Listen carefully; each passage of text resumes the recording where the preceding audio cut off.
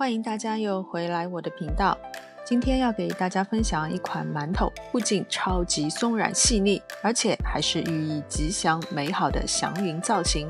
把屏幕上方所有的食材混合揉成团，揉好的面团如耳垂般柔软，并且切开面团，切面没有任何的气孔。面团平均分成2份，一份覆盖湿布放在一边备用，另一份加入紫薯粉，揉成紫色的面团。2份面团分别用擀面杖擀开，尽量擀成差不多的大小和形状，然后在白色的面片上涂抹薄薄一层清水，覆盖上紫色的面片，再切成长约20公分、宽约2.5公分的条状。这个分量的配方建议分成10份最为合适。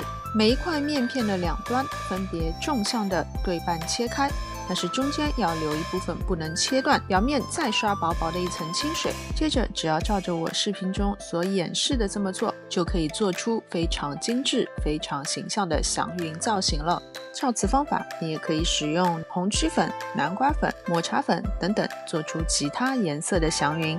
我之所以选择做紫色的祥云，是想讨一个紫气东来的好口彩。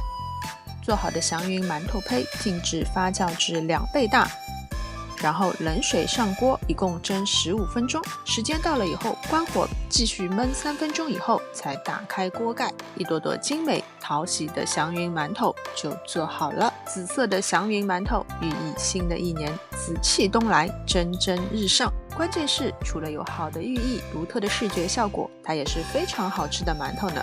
你们看，真的是超级的松软，带着淡淡的甜味和麦香味，用它来点缀节日的餐桌，真的是太契合了。好了，今天的视频就到这边，非常感谢大家的观看，我们下次再见。